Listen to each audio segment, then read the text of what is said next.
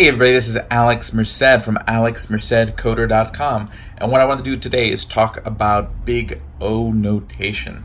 Now, what's Big O notation? Big O notation is sort of a shorthand way to express the efficiency of an algorithm or a data structure in a way that communicates something. And the basic concept is this. For a data structure or for an algorithm to accomplish a particular task, sort of as a data structure or algorithm expands, does it become more efficient or less efficient? Does it have to kind of run through the same number of processes, etc.? So now the best is Big O1. Okay, that's a constant efficiency. So that means, like, for example, if the task is just for me to say hello, okay, it doesn't matter how many people are in the room. I can just say hello, and it takes about the same amount of effort, the same amount of time. That is sort of a constant, efficient type of task. Okay, so that would be Big O1. The idea is that it doesn't matter the quantity, the efficiency, the time, memory is going to be the same. Okay, now the next best, okay, would be logarithmic. So the way this is that even though you might have to do it more than once as the quantity expands, with every attempt of doing it, you don't necessarily have to do it one more time for every additional person because of sort of different ways that you do it. So an example is maybe I am saying hello, but I'm going to continue to say hello as people come into the room. But what I do is I do it on maybe set intervals. So that way it gives time for more people to come into the room instead of just doing it the minute that someone comes into the room. So instead of me saying hi every time someone comes into the room, I wait 5 minutes and now maybe 30 people have come into the room.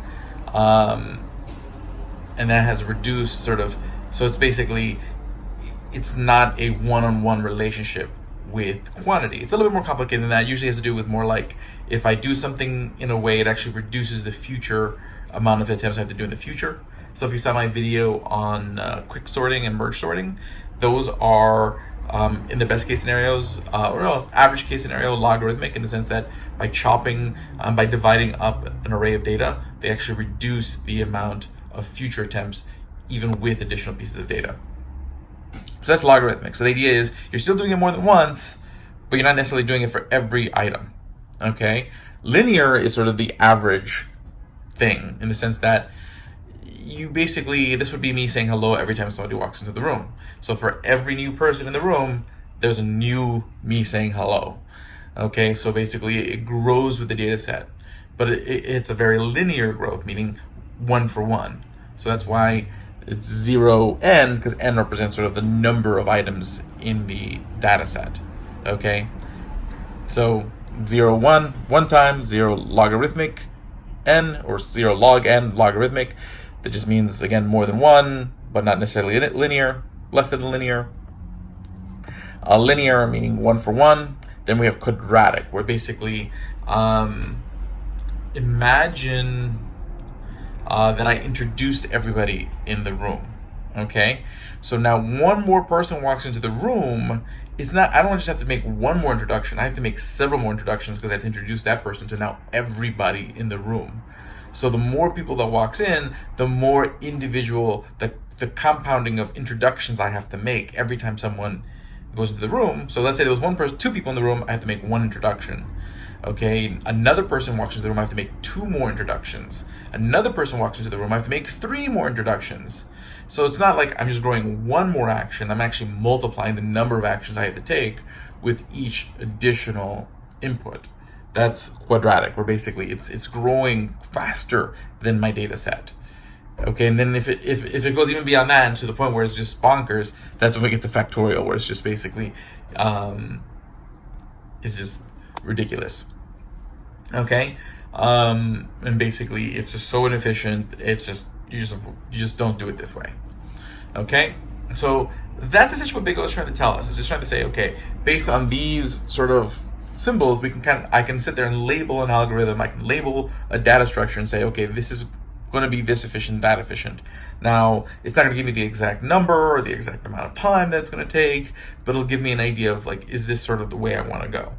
Also, think through a function that I'm creating. So if I'm thinking through a function that I'm creating, I can think through using big O notation, thinking through like, well, depending on my data set, how many times is this function going to run? How many processes run when that function runs? And to help me think through mentally the efficiency of my code and to do better code. And these symbols are also used for best, average, and worst. So if you see those in big O notation, that's what those mean, because there's also this issue of sort of best case scenario, worst case scenario. So like, what notation will you get in your worst case scenario? So back when we're talking about quick sorting, okay, and like if you haven't seen my video on quick sorting, please watch it, where you're using that sort of middle index number. If the numbers were in complete reverse, it would actually be really inefficient. So if you had a reverse sorted list and you use quick sort, it would be very inefficient, because you're basically constantly re-indexing that last number. But if it's a somewhat sorted list with dense numbers, it's going to be pretty efficient. So 0 log n versus like 0 n to the second power. Okay. So that is big O notation in a nutshell. There's a lot more to it. You can go much more in depth with sort of how complex these things get, but this will give you a good idea of sort of what this means, what do mean people when they're talking about it, and how it's used. So my name is Alex Merced from alexmercedcoder.com. Have a great day and enjoy.